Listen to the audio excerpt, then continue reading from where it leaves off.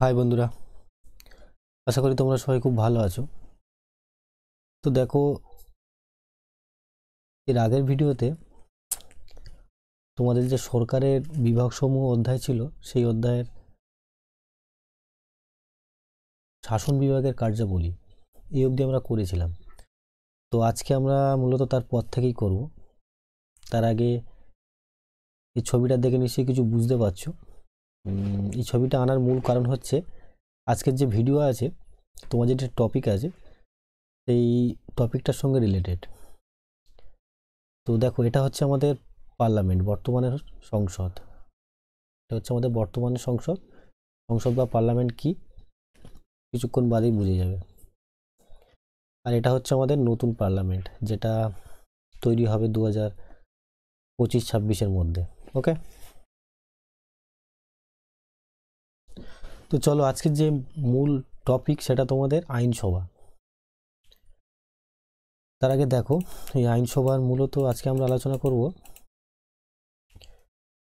তোমাদের যে মূল টপিক আছে, এক কক্ষ বিশিষ্ট আইনসভার সপক্ষে এবং বিপক্ষে যুক্তি। তো তার আগে দেখো, এটা বোঝার আগে কয়েকটা জিনিস বুঝে নেওয়া ভালো, তাতে আরো ভালো বুঝতে পারবো। ওকে, দেখো দেখো সরকার বলতে আমরা ঠিক কি বুঝি? সরকার সরকারকে প্রধানত অনেকভাবেই সরকারকে ক্লাসিফিকেশন করা যায়। তার মধ্যে সরকারকে দু রকমভাবে ক্লাসিফিকেশন, যেটা খুব গুরুত্বপূর্ণ। এক তো হচ্ছে সমান্তরাল। সমান্তরাল মানে কি, এরকম একটা লাইন। আর দুই দুই হচ্ছে উলম্ব। ঠিক আছে, এটা হচ্ছে সমান্তরাল। এক্ষুনি কি বুঝে যাবে, নো প্রবলেম। সমান্তরাল, এটা হচ্ছে সরকারের সমান্তরাল বিভাজন। আর এটা হচ্ছে উলম্ব। ওকে, দেখো সমান্তরাল সরকারের বিভাজন করা হয়, মূলত সরকার বলতে বোঝানো হয় যে তোমাদের আইন বিভাগ, যেটা তোমাদের আজকের মূল বিষয়। এক হচ্ছে আইন বিভাগ, ওকে। দুই হচ্ছে শাসন বিভাগ। আর তিন হচ্ছে বিচার বিভাগ। এটা হচ্ছে সমান্তরাল বিভাজন। ঠিক আছে, সরকারের সমান্তরাল বিভাজন। আর উলম্ব বিভাজন তোমরা শুনেছো, কেন্দ্রীয় সরকার। ঠিক আছে, কেন্দ্রীয় সরকার, রাজ্য সরকার,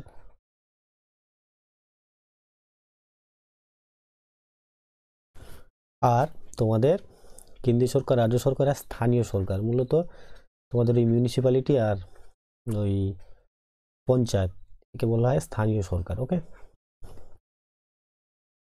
এবার দেখো এই ক্লাসিফিকেশনটাকে ঠিকঠাক করে দেখো। উলম্বতে কি হয় দেখো, যত উপর থেকে তুমি নিচের দিকে যাবে, তত কি হবে, উচ্চতা বাড়ে, তাই না?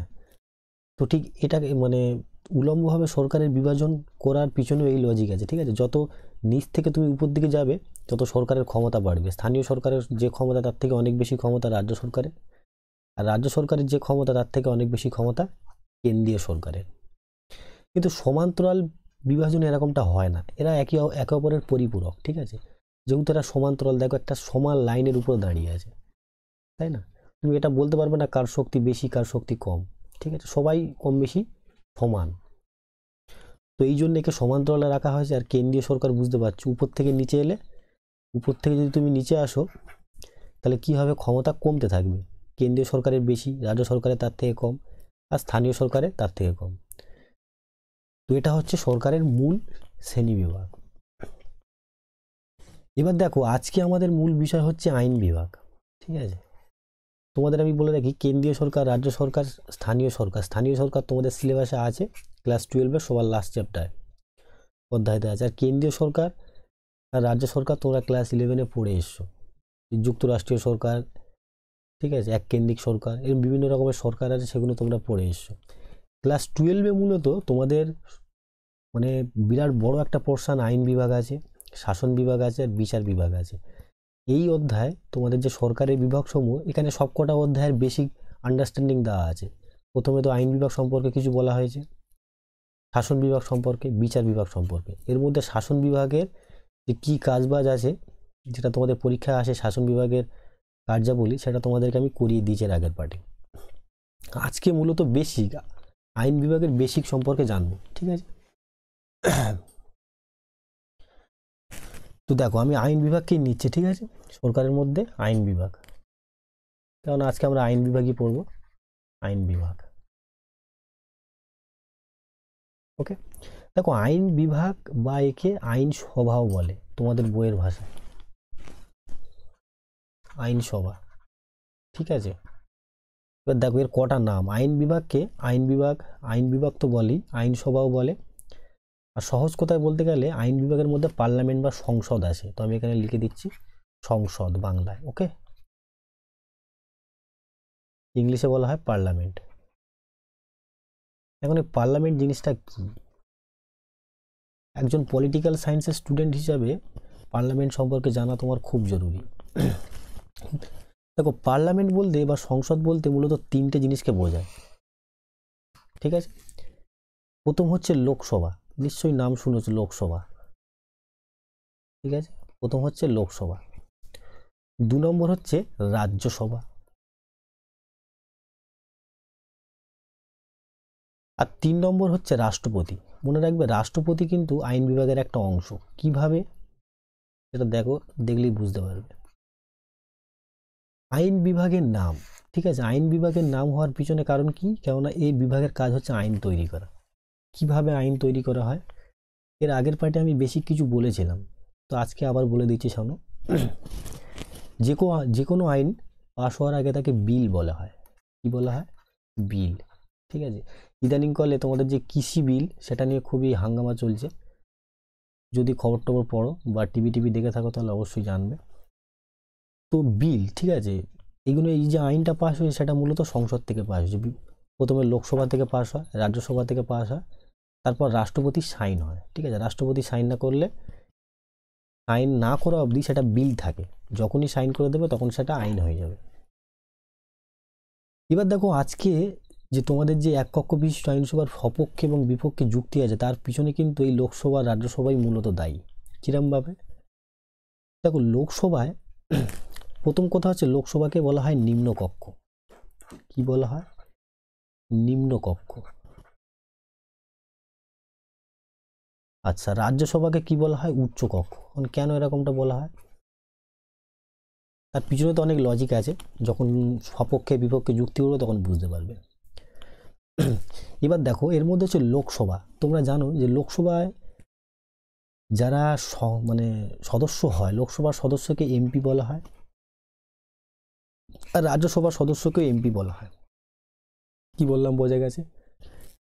আচ্ছা, আমি আর একটা পেজ নিচ্ছি, তোমাদের লোকসভা আর রাজ্যসভার মধ্যে মূল পার্থক্য কি সেটা বুঝতে হবে, না হলে এই পক্ষে বিপক্ষে যুক্তি ঠিকঠাক বুঝতে পারবে না। দেখো আমি মূলত পার্থক্য করছি, ঠিক আছে। এখানে আছে লোকসভা,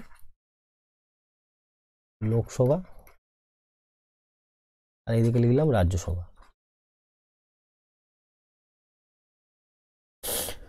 দেখো প্রথম কথা হচ্ছে লোকসভাকে বলা হয় নিম্নকক্ষ। কি বলা হয়? নিম্নকক্ষ। রাজ্যসভাকে বলা হয় উচ্চকক্ষ, ঠিক আছে। আচ্ছা, লোকসভায় নির্বাচন কি করে হয়? প্রত্যেক 5 বছর অন্তর অন্তর লোকসভার ভোট হয়, ঠিক আছে। তোমরা নিশ্চয়ই জানো যে 2019-এ লোকসভার ভোট হয়েছে, এরপরে 2024-এ হবে, ঠিক আছে। তো লোকসভার ভোট প্রত্যেক 5 বছর অন্তর অন্তর হয়, সেই হিসাবে লোকসভা যে সদস্য আছে তারা নির্বাচন হয়। তোমরা নিশ্চয়ই মানে ভোট দেয়, যারা ভোট দেয় তারা ভালো করে জানবে। তো লোকসভা নির্বাচন, তো লোকসভায় টোটাল মেম্বারই বর্তমানে আছে 545, আর রাজ্যসভায় আছে 245 বর্তমানে, ঠিক আছে। আচ্ছা এবার দেখো লোকসভায় ভালো করে দেখো, এর মধ্যে তোমাদের বলে রাখি এই 545-এর মধ্যে 2জন অ্যাংলো ইন্ডিয়ান বলা হয়, ঠিক আছে। দুজন হচ্ছে অ্যাংলো ইন্ডিয়ান। এই 2জন অ্যাংলো ইন্ডিয়ানকে আমাদের যে প্রেসিডেন্ট আছে বা রাষ্ট্রপতি আছে সে মনোনীত করে, ঠিক আছে। আর এই 545-এর মধ্যে 12 জনকে, যারা সমাজবিদ, ঠিক আছে, শিক্ষাবিদ, বড় বড় খেলোয়াড়, তোমরা নিশ্চয়ই জানো যে সচিন তেন্ডুলকার তোমাদের যে রাজ্যসভা আছে এই 12 জনের মধ্যে একবার নির্বাচিত হয়েছিল। আরও অনেকে আছে যারা নির্বাচিত হয়। তো এই নিম্নকক্ষের মধ্যে 545-এর মধ্যে দুজনকে কি করা হয়, দুজন অ্যাংলো ইন্ডিয়ান কারা না, এটা একটু বড় টপিক, পরে তোমাদেরকে বুঝিয়ে দেবো যে অ্যাংলো ইন্ডিয়ান কী। আর এই 12 জন তো বুঝতে পারলে 545-এর মধ্যে দুজনকে অ্যাংলো ইন্ডিয়ানকে নির্বাচন মনোনীত করে কে, রাষ্ট্রপতি। আর 245-এর মধ্যে 12 জনকে মনোনীত করে তোমার রাষ্ট্রপতি।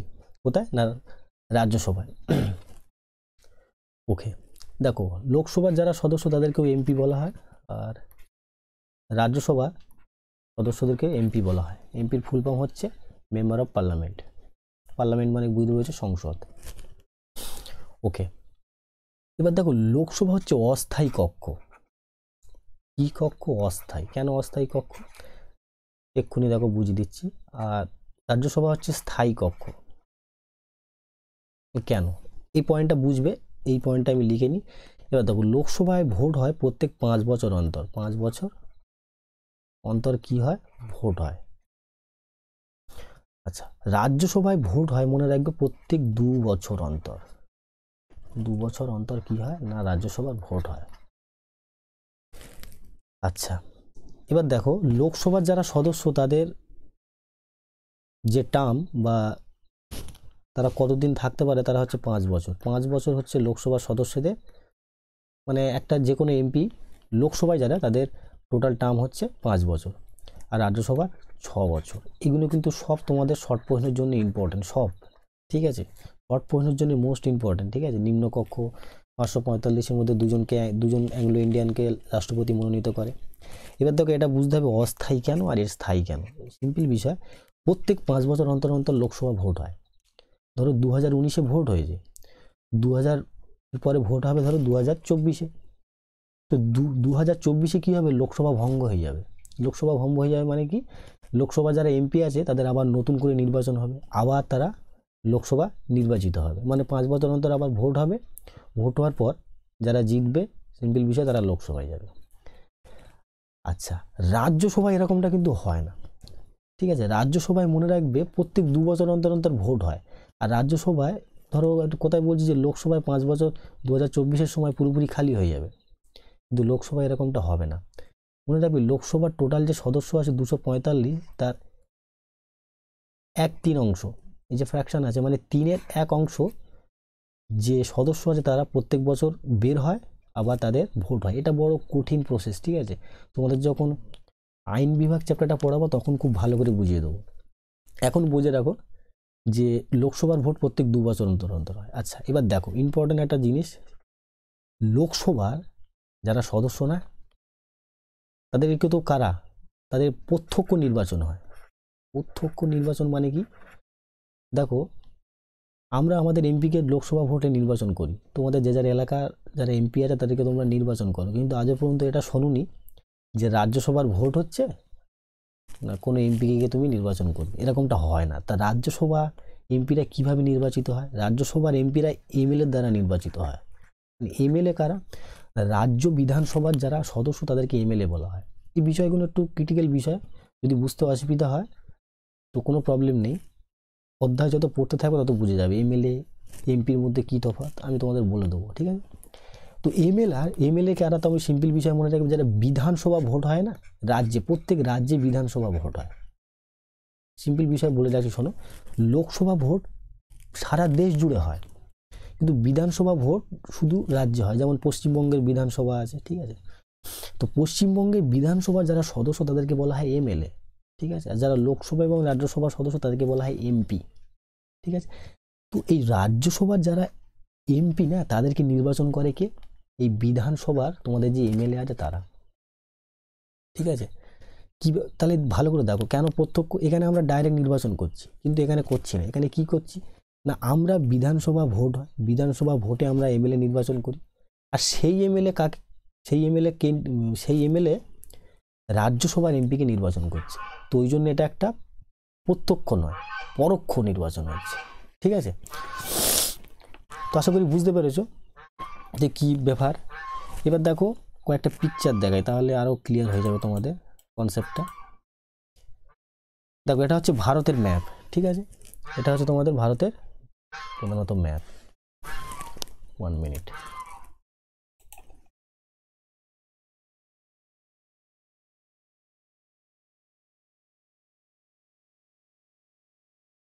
দেখো এটা হচ্ছে ভারতের ম্যাপ, ঠিক আছে। এখানে কি দেওয়া আছে না, প্রত্যেক রাজ্য থেকে তোমাদের যে লোকসভার সিট আছে, দেখে নাও এখানে লোকসভার সিট দেওয়া আছে 543খানা। কারণ কি, কেননা টোটাল তো 545খানা, তার মধ্যে যে দুজন অ্যাংলো ইন্ডিয়ান আছে তাদেরকে তো রাষ্ট্রপতি মনোনয়ন করে না, তাদের নির্বাচন হয় না। 543 জন এমপি নির্বাচন হয়। আর এখানে 545 জনের মধ্যে দেখো 233 আছে। কেন 233? কারণ এই 233 জন আর নির্বাচন হয়, কিন্তু 12 জনকে যেহেতু রাষ্ট্রপতি মনোনয়ন করে, তো ওই জন্যে তাদের ভোট হয় না, ঠিক আছে। তো প্রথম আমাদের রাজ্যে আসি, পশ্চিমবঙ্গে। ওকে, তো পশ্চিমবঙ্গে দেখো এখানে দেওয়া আছে দুটো সংখ্যা, এক হচ্ছে 42 আর এক হচ্ছে 16। এর মানেটা কি? এর মানে হচ্ছে এই 42খানা হচ্ছে লোকসভার সিট। মানে আমাদের যখন ভোট হয় তখন টোটাল ভারতবর্ষ জুড়ে তো তোমাদের লোকসভা ভোট হয়, তো তার মধ্যে 42খানা সিট থাকে। কটা? মানে টোটাল 545খানা সিট দেশ জুড়ে। তো 545খানার মধ্যে 42খানা সিট কাদের না, পশ্চিমবঙ্গে আছে। আর 16খানা রাজ্যসভার সিট। আর রাজ্যসভার এমপিদের কারা নির্বাচন করে? এমএলএ নির্বাচন করে। মানে বিধানসভার যারা সদস্য তারা নির্বাচন করে এই 16 জনকে।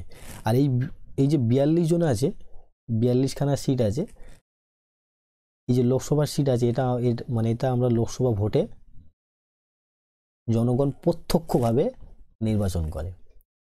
তো এইভাবে দেখে নাও, সব থেকে বেশি সিট মনে রাখবে। তোমরা জানো যে বিধানসভা ভোটে তো যে উত্তরপ্রদেশ আছে, উত্তরপ্রদেশের সিট সব দিক থেকে বেশি, কিন্তু উত্তরপ্রদেশ কিন্তু রাজ্য বড় নয়, কিন্তু উত্তরপ্রদেশের কি জনসংখ্যা অতিরিক্ত বেশি। মনে রাখবে টোটাল যে এই যে দেখছো ক্লাসিফিকেশন, এটা বড় কোন স্টেট বড় এরকম ভাবে নয় কিন্তু, ঠিক আছে। মূলত জনসংখ্যার ভিত্তিতে এখানে ভাগ করা হয় যে মানে কোন রাজ্যে কত জনসংখ্যা। সব থেকে জনসংখ্যা বেশি কোথায়? উত্তরপ্রদেশে। উত্তরপ্রদেশে দেখো 80খানা কি এখানে লোকসভা সিট আছে, আর 31খানা রাজ্যসভা সিট আছে। তো যদি কারোর কনফিউশন থাকে এখান থেকে দেখে নিতে পারো, ঠিক আছে। তোমরা এই স্ক্রিনশট নিয়ে দেখে নিতে পারো কোন রাজ্য থেকে কতজন আছে, ঠিক আছে। যেমন এখানে দেখো লাক্ষাদ্বীপ। লাক্ষাদ্বীপের মানে লাক্ষাদ্বীপে কিন্তু একখানা লোকসভা সিট আছে, কোনো রকমের রাজ্যসভার সিট নেই, ওই জন্য ক্রস দেওয়া আছে। একইভাবে আন্দামান নিকোবর দ্বীপপুঞ্জ, আন্দামান নিকোবর দ্বীপপুঞ্জ একখানা লোকসভার সিট আছে, কোনো রাজ্যসভার সিট নেই। ওকে, তারপর দেখো এখানে এটা হচ্ছে তোমাদের মূলত, যেমন এখানে পুদুচেরি আছে, এটা হচ্ছে পুদুচেরি। জানো যে এখন এই বর্তমানে টোটাল 8খানা কেন্দ্রশাসিত অঞ্চল আছে, ঠিক আছে। তার মধ্যে এখানে হচ্ছে দামান অ্যান্ড দিউ, এখান থেকেও লোকসভার সিটের একটা করে সিট আছে, কিন্তু কোনো রকমের রাজ্যসভার সিট নেই, ঠিক আছে। আর এটা হচ্ছে চণ্ডীগড়। চণ্ডীগড়ও একটা কেন্দ্রশাসিত অঞ্চল, ঠিক আছে। এখান থেকে একখানা তোমাদের লোকসভার সিট আছে, কিন্তু কোনো রাজ্যসভার সিট নেই, ঠিক আছে। তো আশা করি বুঝতে পেরেছো এটা কি। চলো দেখো, এই হচ্ছে তোমাদের, এটা হচ্ছে মানে টোটাল যে 545খানা মেম্বার আছে তারই একটা ছবি, ঠিক আছে। তোমাদের যে এটা কোথাকার 545খানা মেম্বার মানে লোকসভা। ওকে, আমি শর্ট লিখছি ইংলিশে, লোকসভা। ওকে, দেখো 245খানা এটা কোথা, রাজ্যসভার। ওকে, আর এই হচ্ছে আমাদের বর্তমান পার্লামেন্ট, ঠিক আছে, যেটা তোমাদের প্রথমের ছবি দেখিয়েছিলাম। এটা হচ্ছে আমাদের বর্তমান পার্লামেন্ট, ঠিক আছে। এই ঘরগুলো হচ্ছে লোকসভা, রাজ্যসভা, ঠিক আছে। তারপর এটা জয়েন্ট সেশনের রুম, ঠিক আছে। আর এখন হচ্ছে বর্তমান পার্লামেন্টের স্ট্রাকচার এটা, যেটা 2024-25-এর মধ্যে কমপ্লিট হবে, ঠিক আছে। তোমরা নিশ্চয়ই জানবে, খবর টবর দেখতে পারো, টিভিতে যদি দেখে থাকো তাহলে দেখবে। এটাকে বলা হয় সেন্ট্রাল ভিসা প্রজেক্ট। ওকে, ওকে, ডিফারেন্স তো বলে দিয়েছি তোমাদের, মূলত যে লোকসভা আর রাজ্যসভার মধ্যে যে ডিফারেন্স সেটা বলে দিয়েছি, ঠিক আছে। এবারে যে মেন টপিক সেটা আগে শুরু করি, ঠিক আছে। এবার দেখো মেন টপিক কি না, মেন টপিক হচ্ছে এটা বুঝে গেলে না তোমাদের লজিক যে কোনো। আচ্ছা, আর একটা জিনিস বোঝানোর আছে এখানে তোমাদের। এখানে দেখো লোকসভার যারা এমপি হয় না, তারা তারা তো জনগণের দ্বারা নির্বাচন হয়, ঠিক আছে। তো তারা অনেক সময় অশিক্ষিত নাও হতে পারে, কিছুই জানে না, এরকম এমপি আছে। কিন্তু রাজ্যসভার যারা এমপি হয় না তারা খুব শিক্ষিত হয়, মানে মূলত বলা হয় তাদের খুব শিক্ষিত হয়। মনে রাখবে, রাজ্যসভার যারা এমপি হয় তাদের বয়স হচ্ছে 30, মানে তাদের যদি এমপি হতে চায় তাদের মিনিমাম রিকোয়ারমেন্ট লাগবে 30, আর লোকসভার জন্য 25, ঠিক আছে। এটা একটা বড় ফ্যাক্টর, এই লজিকগুলো সব লাগবে। এটা বুঝে গেছো মানে তুমি কোশ্চেনের হাফ জিনিস বুঝে গেছো। এবার দেখো যে কোশ্চেন আছে সেটা বুঝাই। তো আইন বিভাগ এখানে বলা আছে, আমি সব বুঝিয়ে দিয়েছি এখানে যা লেখা আছে, ঠিক আছে। উচ্চকক্ষ কাকে বলা হয় না, তোমাদের লোকসভাকে বলা, এই রাজ্যসভাকে বলা হয়, ঠিক আছে। আর নিম্নকক্ষ তোমাদের লোকসভাকে বলা হয়। আর দ্বিকক্ষ বিশিষ্ট কেন বলা হয়, কেননা আমাদের ভারতবর্ষে দুটো কক্ষ আছে আইনসভা, ঠিক আছে। আচ্ছা, এখানে দেখো আর একটা শর্ট প্রশ্ন আছে, খুব ইম্পর্টেন্ট। ব্রিটেন আইনসভার উচ্চকক্ষ লর্ডসভা, এই লর্ডসভা অপেক্ষা নিম্নকক্ষ। এবারে আমি বলে দিচ্ছি এটা কি, ঠিক আছে। তো দেখো, এটা তোমাদের শর্ট প্রশ্নের জন্য মোস্ট ইম্পর্টেন্ট, ঠিক আছে। পরীক্ষায় একবার এসেও ছিল, মনে রাখবে। দেখে নাও, ব্রিটেন, ঠিক আছে, ব্রিটেনের যে পার্লামেন্ট আছে না, পার্লামেন্ট বা সংসদ যা বলতে পারো, পার্লামেন্ট, ঠিক আছে, এরও তোমরা নিম্ন মানে দুটো কক্ষ আছে, মনে রাখবে। পার্লামেন্টের, ব্রিটেনের পার্লামেন্টেরও দুটো কক্ষ আছে, তোমাদের প্রশ্নে অনেকবার এসেছিল। তো নিম্নকক্ষ,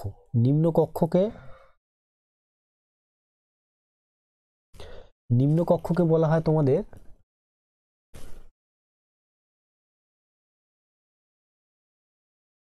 কমন সভা, সরি বইয়ে আছে দেখে নেবে, কমন সভা, ওকে। আর উচ্চকক্ষকে বলা হয় কি না, লর্ড সভা, ওকে। তো এটা তোমাদের অনেক সময় পরীক্ষা আছে, ঠিক আছে, তোমাদের হাউস অফ লর্ডস বলা হয়, ঠিক আছে, আর একে বলা হয় হাউস অফ কমন্স, ঠিক আছে, ওকে। এটা তো গেল ব্রিটেনের পার্লামেন্ট। আর একটা জিনিস আছে, সেটা দেখে দিচ্ছি, তোমাদের প্রশ্ন আসবে কিন্তু, বারবার বলছি এখান থেকে প্রশ্ন আসবে। কমন সভা ব্রিটেনের পার্লামেন্টের কোন কক্ষ, উচ্চ কক্ষ না নিম্ন কক্ষ, ঠিক আছে। কমন সভা মনে রাখবে নিম্ন কক্ষ, নিম্ন কক্ষ মানে আমাদের ভারতবর্ষে লোকসভা সমকক্ষ, ঠিক আছে। আর লোকসভা মানে উচ্চ কক্ষ। এক্ষুনি পিকচার ক্লিয়ার, এগুলো সব তোমাদের লজিক লাগবে, ঠিক আছে, কেননা দেওয়া আছে। আচ্ছা, আর একটা যাওয়া আছে, সেটা হচ্ছে মার্কিন যুক্তরাষ্ট্র। মনে রাখবে এই দুটো দেশের পার্লামেন্ট সম্পর্কে সবসময় জেনে রাখবে, কেননা প্রায় বইতে এই উদাহরণগুলো দেওয়া আছে। তো মনে রাখবে কংগ্রেস কি, মনে রাখবে মার্কিন যুক্তরাষ্ট্রের সংসদ বা পার্লামেন্টের নাম হচ্ছে কংগ্রেস। আমাদের এখানে তো কংগ্রেস একটা পার্টির নাম, ঠিক আছে, কিন্তু মার্কিন যুক্তরাষ্ট্রের পার্লামেন্টের নাম কি, কংগ্রেস, ঠিক আছে। তো এর নিম্নকক্ষকে বলা হয় জনপ্রতিনিধি সভা, জনপ্রতিনিধি সভা। পরীক্ষায় কিন্তু তোমাদের এটা আসে পরীক্ষায়, ঠিক আছে, ওই জন্যই আমি শর্ট প্রশ্নগুলো বলছি। আর উচ্চকক্ষের নাম হচ্ছে সিনেট, ওকে। তাহলে মার্কিন যুক্তরাষ্ট্রের সংসদ বা পার্লামেন্টের নাম কি, কংগ্রেস, নিম্নকক্ষের নাম জনপ্রতিনিধি সভা, আর উচ্চকক্ষের নাম সিনেট, ঠিক আছে। চলো এবার যে লজিক আছে সেই লজিকটা দেখো, তোমাদের আমি এখানে সব বলে দিয়েছি, ঠিক আছে। মানে এই যে ব্রিটেনের উচ্চকক্ষ লর্ডসভা অপেক্ষা নিম্নকক্ষ, বা এখানে যত পয়েন্ট আছে আমি সব বুঝিয়ে দিয়েছি, ঠিক আছে। এবার দেখো মেন যে যুক্তি, এক কক্ষ বিশিষ্ট। এবার যুক্তিটা কি, এই এক কক্ষ বিশিষ্ট মানে কি, সিম্পল বিষয়, এক কক্ষ বিশিষ্ট আইনসভার অপক্ষ বিপক্ষে যুক্তি দাও, মানেটা কি। তোমরা দেখতে পাচ্ছ যে ভারতবর্ষে কি দেখতে পেলে না, ভারতবর্ষে দুটো কক্ষ আছে, এক হচ্ছে লোকসভা আর দুই হচ্ছে রাজ্যসভা। তো তোমাদের প্রশ্নে বলা হয়েছে যে এক কক্ষ বিশিষ্ট, মনে রাখবে সব দেশে কিন্তু এই দুটো কক্ষ থাকে না। পার্লামেন্টের যে দুটো কক্ষ তুমি ভারতবর্ষ দেখছো, এটা সব দেশে থাকে না, ঠিক আছে। তো এর পিছনে কারণটা কি, ধরো কোনো দেশে একটা কক্ষ আছে, যেমন অনেক দেশের উদাহরণ দেওয়া যায়, ঠিক আছে। প্রধানত তোমাদের তো চাইনা বেস্ট উদাহরণ, ঠিক আছে। তো ধরো সেখানে একটা কক্ষ আছে, তো তার পিছনে কি লজিক আছে, ঠিক আছে, সেই লজিকই বলা হচ্ছে তোমাদের। যে মানে পার্লামেন্টের যে দুটো কক্ষ থাকলে তার পিছনে লজিক কি, আর একটা কক্ষ থাকলে লজিক কি। তো দেখো, এই বেসিক যদি বুঝে যাও তাহলে যুক্তিও অর্ধেক বুঝে যাবে, ঠিক আছে। দেখো প্রথম পয়েন্ট হচ্ছে গণতন্ত্রের অনুপন্থী। দেখো, গণতন্ত্র যেহেতু জনগণের দ্বারা জনগণের জন্যে জনগণের শাসন, এটা হচ্ছে বিখ্যাত উক্তি, ঠিক আছে। এই যে জনগণের দ্বারা জনগণের জন্য জনগণের শাসন, এটা হচ্ছে গণতন্ত্রের ডেফিনেশন, গণতন্ত্রের সংজ্ঞা এখনো পর্যন্ত দেওয়া। আব্রাহাম লিঙ্কন নাম শুনেছো নিশ্চয়ই, আমেরিকার প্রেসিডেন্টের দেওয়া সব থেকে মানে এখনো পর্যন্ত খুব বড় গণতন্ত্রের যে ডেফিনেশন আছে তার মধ্যে খুবই বড় একটা ডেফিনেশন হচ্ছে জনগণের দ্বারা, জনগণের জন্য, জনগণের শাসন, সব কিছু জনগণ, গণতন্ত্র মানে। তো যেহেতু গণতান্ত্রিক রাষ্ট্রের আইনসভা জনগণ কর্তৃক নির্বাচিত প্রতিনিধিদের নিয়েই গঠিত হওয়া বাঞ্ছনীয়, এদিক থেকে বিচার করে এক কক্ষ বিশিষ্ট আইনসভাকে গণতন্ত্রের অনুপন্থী বলে মনে করা হয়, কারণ এইরূপ আইনসভার কার্যকলাপের উপর নির্বাচক মণ্ডলী সদা সতর্ক দৃষ্টি রাখতে পারে বলে আইনসভার সদস্যরা ব্যক্তিগত বা শ্রেণীগত স্বার্থ অপেক্ষা জনস্বার্থ রক্ষাকেই তাদের প্রাথমিক কর্তব্য বলে মনে করে। এর পিছনে কারণটা কি, সিম্পল বিষয় আমি তোমাদেরকে এক্ষুনি বলে দিয়েছি। বলতে চাইছি এই যে পয়েন্টটা আছে, বলতে চাইছি দেখো লোকসভা, ঠিক আছে, আর যে রাজ্যসভা আছে, লোকসভায় তো তুমি প্রত্যেক বছর 5 বছর অন্তর অন্তর ভোট হয়, আর আমরা জনগণ কি করি, প্রত্যক্ষভাবে নির্বাচন করি। কিন্তু রাজ্যসভায় এরকমটা তো হয় না। রাজ্যসভায় আমরা কি করি, রাজ্যসভায় আমরা যে বিধানসভা ভোট হয় সেই বিধানসভার ভোটে এমএলএদেরকে নির্বাচন করি, আর সেই এমএলএরা রাজ্যসভার এমপিদের নির্বাচন করে। ওই জন্য বলছে গণতন্ত্রের অনুপন্থী। কেননা গণতন্ত্র, প্রকৃত গণতন্ত্র কি, যেখানে জনগণের শাসন থাকবে। এখানে রাজ্যসভার এমপিদের তো জনগণই নির্বাচন করে না, ইনডাইরেক্টলিভাবে নির্বাচন করে। ওই জন্যই এই পয়েন্টটা বলা হচ্ছে যে গণতন্ত্রের অনুপন্থী, গণতন্ত্রের পক্ষে এটা ঠিক নয়। 2 নম্বর পয়েন্ট দেখো, দায়িত্ব নির্ধারণ করা সহজ। কি দায়িত্ব নির্ধারণ করা সহজ? এক কক্ষ বিশিষ্ট আইনসভা নিজ সম্পাদিত কার্যাবলীর জন্য এককভাবে দায়ী থাকে বলে দায়িত্বের সঠিক অবস্থান নির্ণয় করা সহজ হয়। এক কক্ষ বিশিষ্ট হলে যেমন নিম্নকক্ষ থাকতেই হবে, ঠিক আছে। তো এক্ষেত্রে দায়িত্ব অনেক কাজের অনেক গন্ডগোল হয় না, যে বিভিন্ন অনেক সময় কক্ষের উপর দায় পড়ে যায় কে কোনটা কাজ করবে। তাই জনপ্রতিনিধিরা সবসময় নিজেদের দায়িত্ব যথাযথভাবে পালনের জন্য ঐকান্তিকভাবে চেষ্টা করে। এর ফলে জনকল্যাণকর আইন পরিণত হতে দেখা যায়।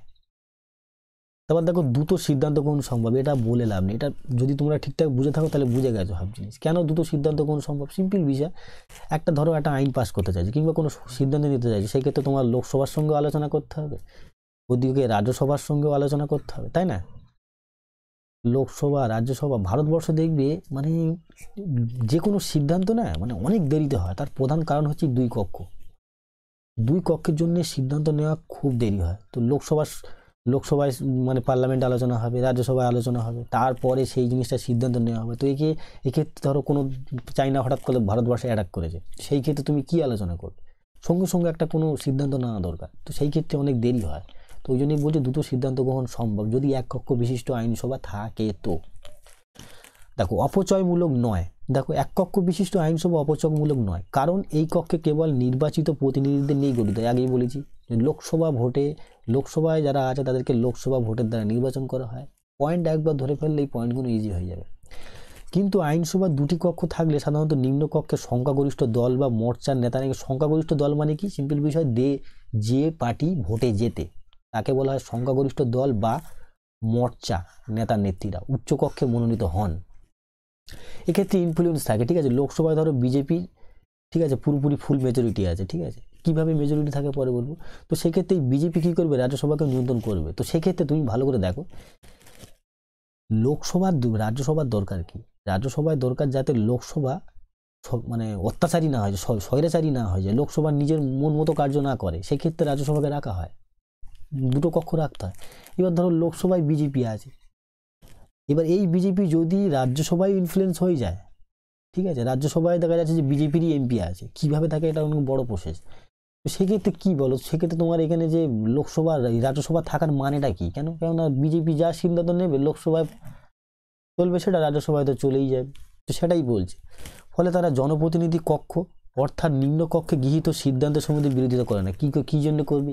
লোকসভাতেও বিজেপির মেজরিটি আছে, রাজ্যসভাতেও বিজেপির মেজরিটি আছে। এইরূপ একটি কক্ষের সদস্যদের বেতন ভাতা পেনশন প্রভৃতির পেছনে বিপুল অর্থ অকারণে ব্যয়িত। একদম ঠিক, ঠিক আছে। ধরো দেখো এটা তখনই যখন বিজেপি কোনো একটা পার্টি বিরাটভাবে ইনফ্লুয়েন্স করবে 2টো কক্ষকেই। ধরো বিজেপি লোকসভাকেও ইনফ্লুয়েন্স করছে, রাজ্যসভাকেও ইনফ্লুয়েন্স করছে, সেই ক্ষেত্রে এটা ঠিক আছে, কিন্তু আদার সময় নয়, ঠিক আছে। তো এক কক্ষ বিশিষ্ট আইনসভা থাকলে এই অর্থ দেশের উন্নয়ন ও জনকল্যাণ সাধনে ব্যয়িত হতে পারে, ঠিক আছে। এখানে লোকসভার 245খানা যে তোমার এমপি আছে, তাদেরকে তুমি প্রত্যেক মাসে মাসে মাইনে দাও, তাদের বেকার ভাতা ভাতা আছে, বিভিন্ন টাকা খরচ হচ্ছে। সেক্ষেত্রে কী হয় না, দেশের একটা বিরাট বড় বিরাট মাপের একটা বড় অঙ্কের যে টাকা আছে সেটা লোকসভার পিছনে খরচ হয়, এই রাজ্যসভার পিছনে, সরি। তারপর দেখো যুক্তরাষ্ট্রীয় শাসন ব্যবস্থার উপযোগী। দেখো অনেকে যুক্তরাষ্ট্রীয় শাসন ব্যবস্থার সাফল্যের জন্য দ্বিকক্ষ বিশিষ্ট আইনসভার পক্ষে সাহল করেন, কিন্তু এইরূপ ধারণা অর্থহীন ও ভ্রান্ত ধারণা মাত্র। কারণ একটি যুক্তরাষ্ট্রে দেশের সংবিধান অনুযায়ী কেন্দ্রীয় সরকার ও রাজ্য সরকারগুলির মধ্যে ক্ষমতা বন্টনের ফলে রাজ্যগুলির স্বার্থ যথাযথভাবে সুরক্ষিত থাকে। বলার চেষ্টা কি করছে, সিম্পল বিষয়, ভারতবর্ষে মনে রাখবে ভারতই হচ্ছে যুক্তরাষ্ট্রীয়, ভারতের সরকারের প্রকৃতি হচ্ছে যুক্তরাষ্ট্রীয়। যুক্তরাষ্ট্রীয় কেন? কেননা দেশের জন্য একটা সরকার আছে যার নাম হচ্ছে কেন্দ্রীয় সরকার, আর প্রত্যেক রাজ্যে রাজ্য সরকার আছে। তো এটাই হচ্ছে যুক্তরাষ্ট্রীয় ধারণা। তো বলছে যুক্তরাষ্ট্রীয় শাসন ব্যবস্থার উপযোগী কেন, পুরো পয়েন্টটা পড়া যাক, তারপরে বুঝিয়ে দিচ্ছি। সেই জন্য দ্বিকক্ষ বিশিষ্ট আইনসভার কোনো প্রয়োজন নেই। এ প্রসঙ্গে মন্তব্য করতে গিয়ে ল্যাস্কি বলেছেন যে যুক্তরাষ্ট্রীয় শাসন ব্যবস্থায় অন্তর্নিহিত বৈশিষ্ট্যের মধ্যেই অঙ্গরাজ্যগুলির স্বার্থ রক্ষার ব্যবস্থা রয়েছে। সুতরাং বলা যায় এক কক্ষ বিশিষ্ট আইনসভা যুক্তরাষ্ট্রীয় শাসন ব্যবস্থার পক্ষে যথার্থ বুঝি। এখন এর পয়েন্টটা কি বলার চেষ্টা করে, সিম্পল বিষয়, ভালো করে দেখো। যুক্তরাষ্ট্রীয় কেন বলছে, যুক্তরাষ্ট্রীয় শাসন ব্যবস্থার উপযোগী কেন, সিম্পল বিষয়। রাজ্যসভায়, আমি এখানে কোথায় লিখি, জায়গা নেই তো এখানে লিখছি, ওকে। রাজ্যসভায় ভালো করে শোনো, রাজ্যসভায় যে এমপিরা আসে তারা কাদের দ্বারা নির্বাচন হয়? অ্যাকচুয়ালি রাজ্যের দ্বারাই নির্বাচন হচ্ছে, তাই না? রাজ্যের প্রত্যেক রাজ্য থেকে যে এমএলএ আছে তারাই তো রাজ্যসভার এমপিকে নির্বাচন করে, ঠিক আছে, তাই না? তো সেক্ষেত্রে বলতে চাই যে ভালো করে দেখো, মানে এক দেশের যে টোটাল পার্লামেন্ট, সেখানে তো মানে তোমার লোকসভায় তো অন্য একটা পার্টি আছে, ধরো বিজেপি আছে, বিজেপি এখনো আছে, ঠিক আছে, কিন্তু রাজ্যসভায়, ঠিক আছে, রাজ্যসভার জন্য কী করছে না, প্রত্যেক মানে রাজ্য থেকে যেহেতু যাচ্ছে, তো সেক্ষেত্রে কী হয়, যুক্তরাষ্ট্রীয় শাসন ব্যবস্থা, যে যুক্তরাষ্ট্রীয় শাসন ব্যবস্থা মানে কি, কেন্দ্রীয় সরকার আর রাজ্য সরকার যে উভয়ভাবে কাজ করবে, সেক্ষেত্রে অনেক বেটার হয়। লোকসভা নিজের মন মর্জি মতো কাজ করতে পারবে না, কেন? কেননা রাজ্যসভায় তো রাজ্য থেকে আসা, নামই রাজ্যসভা, রাজ্য থেকে আসা এমপিরা আছে, তো সেক্ষেত্রে অনেক সময় করে দেয়। তো এটা বলছে এটা একদম উপযুক্ত নয়, কেন? কারণ বলছে দেখো, আমাদের ভারতবর্ষ তাই কেন্দ্রীয় সরকার, আমি তোমাদের এক্ষুনি বলেছি যে সরকার তিন রকমের, মানে উলম্বভাবে দেখলে কেন্দ্রীয় সরকার আছে, তারপরে তোমার রাজ্য সরকার আছে, ঠিক আছে। তো আমাদের ভারতবর্ষে পুরোপুরি যে মানে তোমাদের যে 7 নম্বর তপশিলা আছে, সেখানে ইউনিয়ন লিস্ট মানে কেন্দ্রীয় তালিকা, রাজ্য তালিকা আছে। কেন্দ্রীয় তালিকা, রাজ্য তালিকা থাকার জন্য কী হয়, সেখানে কেন্দ্রীয় তালিকায় যে বিষয়গুলো আছে সেগুলো কেন্দ্রীয় সরকার আইন বানাবে, আবার রাজ্য সরকার রাজ্য তালিকায় যে তোমাদের যে মানে বিষয়গুলো আছে সেগুলো রাজ্য সরকার করবে, ঠিক আছে। তো সেটাই বলার চেষ্টা করছে। তারপর দেখো, এক কক্ষ বিশিষ্ট আইনসভাই কাম্য আইনসভা। ওয়াই, দেখো কেন, এক কক্ষ বিশিষ্ট আইনসভার প্রবক্তারা এইরূপ আইনসভার একটি ইতিবাচক দিকের উপর বিশেষ গুরুত্ব আরোপ করেছেন। তাদের মতে দ্বিকক্ষ বিশিষ্ট আইনসভার দুটি কক্ষ একই রাজনৈতিক দল বা মোর্চার সদস্যরা থাকলে নিম্নকক্ষ জনপ্রতিনিধি কোনো আইন প্রণয়ন করলেও সেই আইনের বিরোধিতা করার পরিবর্তে উচ্চকক্ষ সদস্যরা তার প্রতি দ্বিধাহীন সমর্থন জ্ঞাপন করবে। তোমাদের এই পয়েন্টটা আমি বুঝিয়ে দিয়েছি। মানে কি, মানে সিম্পল বিষয়, এটা তো পড়ে গেছো, তো এটা আমি করে দিচ্ছি। দেখো, লোকসভায় ধরো বিজেপি আছে, বিজেপির ইনফ্লুয়েন্স আছে, রাজ্যসভায় এক্ষুনি বুঝিয়ে দিলাম বিজেপি, এখানেও বিজেপি। তো ভালো করে দেখো, লোকসভায় ধরো কোনো বিল এলো, সেখানে তো বিজেপি আছে, পাস করে দিল। রাজ্যসভায় যাবে, এবার রাজ্যসভায় যদি বিজেপিরই পার্টি থাকে, তাহলে বলো বিজেপি যারা এমপি আছে তারা কি এই বিলকে আটকাবে, মানে কোনো রকমের বিরোধিতা করবে নাকি? এরাও বিজেপি মানে সেই বিলকে পাস করে দেবে। তো সেক্ষেত্রে অর্থহীন, রাজ্যসভার কোনো মানে হয় না, ঠিক আছে, যেটা লজিক দিচ্ছে। আবার সমক্ষমতা সম্পন্ন দ্বিকক্ষ বিশিষ্ট আইনসভার সদস্যরা নির্বাচিত হলে অনেক সময় পরস্পর বিরোধী রাজনৈতিক দল বা মোর্চার সদস্যরা দুটি কক্ষে নির্বাচিত হতে পারেন, একদম ঠিক।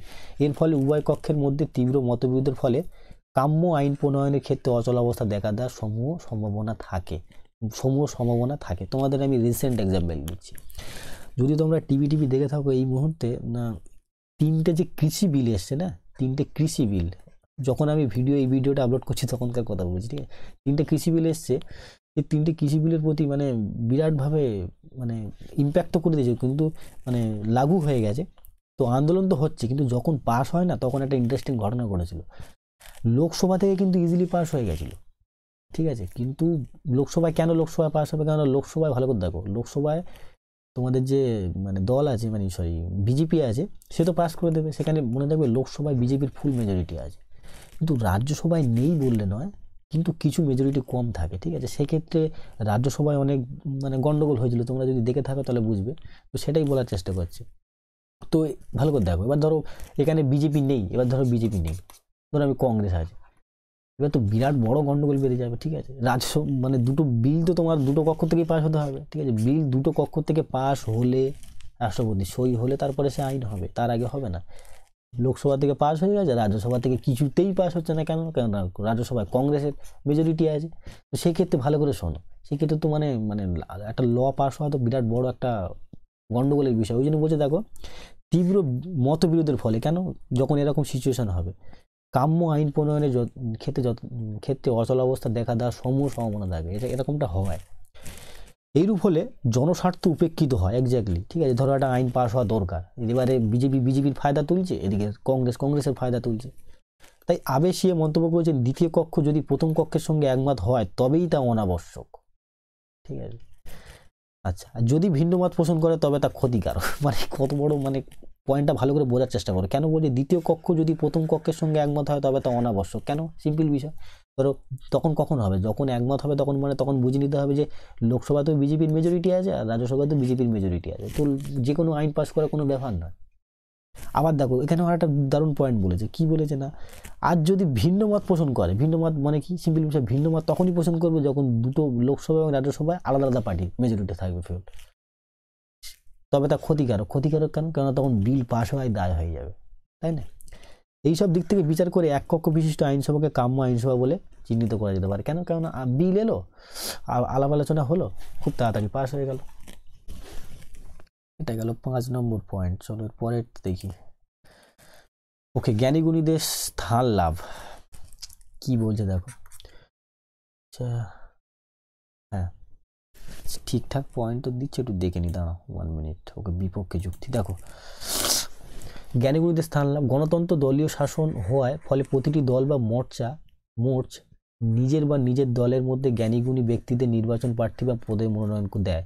তারা জনগণের ভোটে নির্বাচিত হয়ে আইনসভার আসার ফলে আইনসভা যথেষ্ট উৎকর্ষ সমন্বিত হয়ে ওঠে। এইরূপ আইনসভা কেবল কাম্য জনস্বার্থমূলক আইনে পরিণত হয় বলে এক কক্ষ বিশিষ্ট আইনসভার সমর্থক ও প্রবক্তারা দাবি করেন।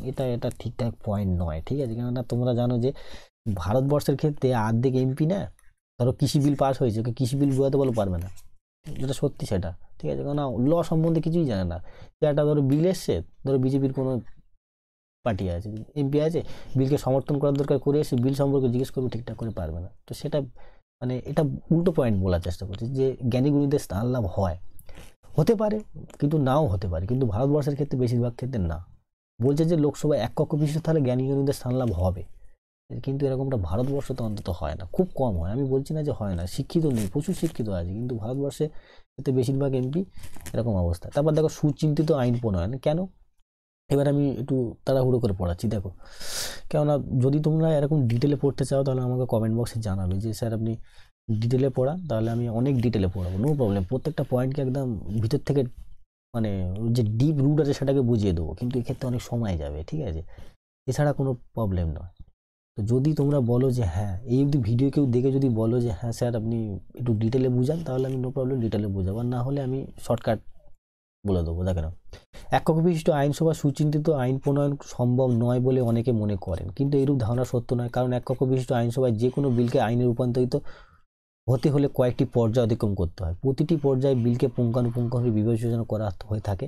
বিলের উপর আইনসভায় অনুষ্ঠিত তর্ক বিতর্ক প্রচার মাধ্যমগুলিতে প্রচারিত হয়, যেমন মিডিয়াতে হয়। কোনো বিল এলো একদম মানে ভারতবর্ষ জুড়ে করবে, ফলে বিলটির পক্ষে ও বিপক্ষে অতি সহজেই জনমত গঠিত হতে পারে। এখন সিম্পল বিষয়, যদি এটা বুঝতে অসুবিধা হয় মনে রাখবে, আমি তোমাদের বলেছিলাম যে আইনসভায় কি আইন তৈরি হয়, তাই না? তো আইন কোথায়? ধরো লোকসভা আছে, রাজ্যসভা আছে, রাষ্ট্রপতি আছে, আমি শর্টে লিখছি। তো আইন পরিণত হওয়ার আগে আমি কী বলি, সেটা বিল লোকসভায় পাস হবে, রাজ্যসভায় পাস হবে, রাষ্ট্রপতিও সই করে দিলে হয়ে যাবে। এবার বলছে শুধু ধরো লোকসভা আছে, মানে এক কক্ষ বিশিষ্ট আছে, সেক্ষেত্রে বলছে যে মানে সুচিন্তিত আইন প্রণয়ন কেন হয়, বলছে অনেকে লজিক দেয়, মানে যারা দ্বিকক্ষ বিশিষ্ট আইনসভার সমর্থক তারা বলে যে না, লোকসভা থাকলে স্বৈরাচারী হয়ে যাবে, আইন ভালো প্রণয়ন হবে না, ঠিক আছে, নিজের মন মর্জি মতো পাস হয়ে যাবে। তো এখানে বলছে না, কেননা লোকসভার যে কোনো বিল পাস হওয়ার ক্ষেত্রে তাকে অনেক কটা প্রসেস করতে হয়, এই মানে বিভিন্ন জায়গায়, মানে সে প্রসেস জানতে হবে, ঠিক আছে, প্রসেসটা জানলে অনেক ভালো করে বোঝা যাবে। তো সেটাই বলছে। তারপর দেখো সংখ্যালঘু সম্প্রদায়গুলির স্বার্থ রক্ষা কীভাবে। সংখ্যালঘু সম্প্রদায় মানে সিম্পল বিষয় মনে রাখবে, SC ST OBC এরকম জন্য দ্বিকক্ষ বিশিষ্ট আইনসভার প্রয়োজন বলে দাবি করেন। তাদের বক্তব্য যথার্থ নয় বলে এক কক্ষ বিশিষ্ট আইনসভার প্রবক্তারা মনে করেন। কেন? কারণ এইরূপ সম্প্রদায়গুলি স্বার্থ রক্ষার জন্য দ্বিতীয় কক্ষের কার্যত কোনো সম্পর্কই নেই। তাই সংবিধানের বিশেষ ব্যবস্থা গ্রহণের মাধ্যমে সংখ্যালঘু সম্প্রদায়ের স্বার্থ সর্বাপেক্ষা বেশি রক্ষিত হতে পারে। তাছাড়া সংশ্লিষ্ট বিষয়ে সরকার আগ্রহী হলে এক কক্ষ বিশিষ্ট আইনসভাই তা নিয়ে প্রয়োজনীয় আইন তৈরি করতে পারে। সেই জন্য দ্বিতীয় কক্ষের কোনো প্রয়োজন নেই। দ্বিতীয় কক্ষের লজিক দেয় যে কি হয় না, সংখ্যালঘু সম্প্রদায় মানে সিম্পল বিষয় মানে বুঝে নেবে যে ভারতবর্ষে দেখো হিন্দু আছে, মুসলিম আছে, খ্রিস্টান আছে, বহুত আছে, মানে জৈন আছে, ঠিক আছে, বৌদ্ধ আছে, প্রচুর মানুষ আছে। সব থেকে বেশি কারা আছে? হিন্দু আছে। হিন্দু ছাড়া বাদবাকি যত আছে সব হচ্ছে সংখ্যালঘু। এটাই বলার চেষ্টা করছে যে সংখ্যালঘু সম্প্রদায়রা লোকসভায় মানে রাজ্যসভায় স্থান পায়, ঠিক আছে, কিন্তু লোকসভায় পায় না। তো এরকমটা নয়, কেননা ভারতবর্ষের সংবিধানে যদি ঠিকঠাক করে জানো, পুরো ফান্ডামেন্টাল রাইটে তোমাদের যে মানে এসসি এসটির জন্য তোমাদের রিজার্ভেশন দেওয়া আছে। তো সেক্ষেত্রে মানে সংখ্যালঘু সম্প্রদায়ের সঙ্গে কি হতে পারে, সেটাই হচ্ছে বিষয়। এসসি এসটি মানে তোমরা জানো ভালো করে, এসসি এসটি ওবিসি যেখানে তুমি সরকারি চাকরিতে যাও সেখানে রিজার্ভেশন আছে। মানে মানে বিশেষ করে যারা সরকারি চাকরির পরীক্ষা দেয় তারা খুব ভালো করে জানবে। মানে স্কুলে যাও, স্কুলে একটা ধরো কোনো ভালো স্কলারশিপের জন্য তোমাদের আছে, ঠিক আছে, তো বুঝতে পেরেছো। তো ঐক্যবদ্ধ ইচ্ছার প্রকাশ, ভিডিও অনেক লং হয়ে যাচ্ছে যদি আমি শর্টে মানে অনেক শর্টে বুঝিয়ে দিচ্ছি। ওকে, ঐক্যবদ্ধ ইচ্ছার প্রকাশ। আইন হলো জনগণের ইচ্ছার প্রকাশ। একই আইন সম্পর্কে জনগণের দু ধরনের ইচ্ছা থাকতে পারে না, আর দু ধরনের ইচ্ছা থাকলেও তা প্রকাশের জন্য আইনসভার একটি কক্ষই যথেষ্ট। দুটি কক্ষের কোনো প্রয়োজনীয়তা নেই বলে ফ্রাঙ্কলিন প্রমুখ অভিমত প্রয়োগ করে। এটা আসলে করে বুঝতে পেরে গেছো। তারপর দেখো বিপক্ষে চুক্তিগুলো মোস্ট ইম্পর্টেন্ট। স্বৈরাচারী আইন প্রণয়ন, সিম্পল বিষয়। কেন স্বৈরাচারী আইন প্রণয়ন, আমাকে একটা কথা বলো। স্বৈরাচারী আইন প্রণয়ন তখনই হবে যখন একটা কক্ষ থাকবে নিজের মন মর্জি মতো আইন পাস করবে। শুধু ধরো নিম্ন কক্ষ আছে, নিম্ন কক্ষ মানে কি, আমাদের ভারতবর্ষের তোমার লোকসভা। তো ভালো কথা, রাজ্যসভা নেই, রাজ্যসভা নিয়ে তো কোনো ঝামেলাই নেই। লোকসভা থেকে বিল পাস হলো, গিয়ে রাষ্ট্রপতির কাছে সই হলো, ব্যাস তৈরি হয়ে গেল। মাঝখানে যে তোমার রাজ্যসভা আছে সেটাই তো পুরোপুরি ইগনোর হয়ে গেল। তো স্বৈরাচারী আইন প্রণয়ন এক্ষেত্রে কি, যেটা নিজের মর্জি মতো আইন পাস করবে। তারপর দেখো সুচিন্তিত আইন প্রণয়ন অসম্ভব, এক্স্যাক্টলি ঠিক। ভারতবর্ষে যেহেতু দুই কক্ষ বিশিষ্ট, তোমার এই যুক্তিগুলো একদম ঠিক। কেন, কেন ভারতবর্ষে দুই কক্ষ বিশিষ্ট, সুচিন্তিত আইন প্রণয়ন কেন অসম্ভব, কেন? সিম্পল বিষয়, ভালো করে শোনো। আমি তোমাদের একটা প্রথমে বলেছিলাম নিম্নকক্ষে মানে লোকসভায় কি, লোকসভা ভোটের দ্বারা নির্বাচন হয়।